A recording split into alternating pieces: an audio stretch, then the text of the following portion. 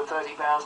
And if you are in full control of your faculties and you're a young professional person, you put the thing straight in the bin. But there are lots of people who are maybe living alone and they haven't got access to the advice. And we just heard from Marilyn there, whose mum, oh my goodness, sent them more than £50,000. And Marilyn was just saying to me as she left that really they killed her mother. Because she was so stressed by the whole thing. She was getting 30, 40 letters a day from scammers because they link up and they spread your address all over the world and say this person will pay up. Lucy Hewitt listening in Durham, this is making you think of your dad.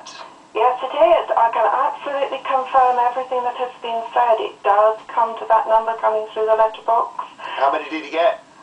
He could be getting, 100, 150 a week by the end. How incredible. And then was he living alone? Does he think to himself, okay, I've got to open these and read them? Yes, he was living alone, but for part of the time he wasn't. And it didn't matter what the family tried to do. It seemed to develop into a I'll prove you wrong battle, I'll prove the police wrong, I'll prove the GP wrong. He could not believe that the sophistication of these documents and the way they look couldn't actually be true. That is uncanny because that's almost verbatim what Marilyn said about her mum, that she got into arguments with her mum because her mum was determined, maybe because of pride, just to show she wasn't being conned, and the way to show she wasn't being conned was to keep on paying, bizarrely. I think that is it. Does seem to be a form of addiction about this. He was a highly educated man. He'd been a university professor. He'd worked for United Nations. Exactly the sort of person you think you could have a logical conversation with and get somewhere, but it doesn't. He was 82 when he died. He was in debt.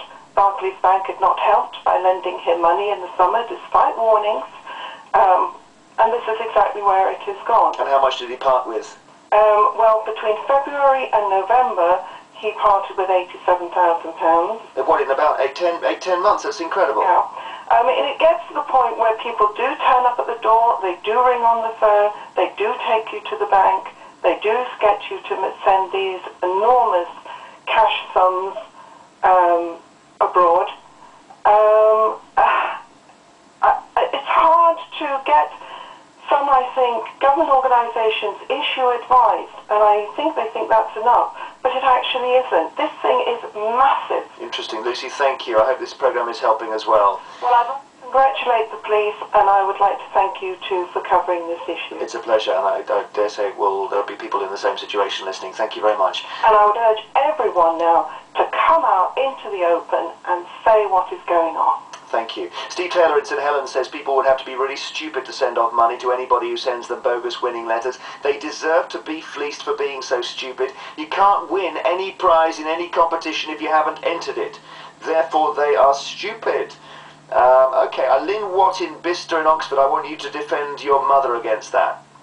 My mum wasn't stupid by any means. She was brought up during the war, in the depression of the 20s. She was very, very, very careful with her money. Always had been. She was just an old lady on her own, sort of unable to sort of see that these documents were bogus. They looked great. I'd seen them. And I said, Mum, they're scams. Please don't spend any more money. They're scams. Oh no, I'm going to win £2.5 million. I'm going to win this. She had things saying that she was going to win the Australian lottery, the Canada lottery. This is I'm realising, a totally generational story, this, isn't it? Because I think it is. You and the listeners who are getting in touch, who are in their 40s and 50s, think that people who go for this are crazy. Yeah. But if you're in your 80s and you get a letter that looks official, you tend to read it and you tend to respond. Absolutely, yes. I mean, she totally believed in it. And it didn't matter how much my sister and I said to her, look, Mum, you're being scammed. No, it's true. It's true. I'll get the money. And she said someone was going to come round and see her, and I said, whoa, that's a bit too far. And I actually went and sat with her, and nobody turned up, thank heavens. Lynn, thank you for calling. I've got some comments to read out now. Rob texts and says, as a postman, I wish I could throw these scam letters away, but I can't. It saddens me. My lovely customers may be sending money to low-life scum.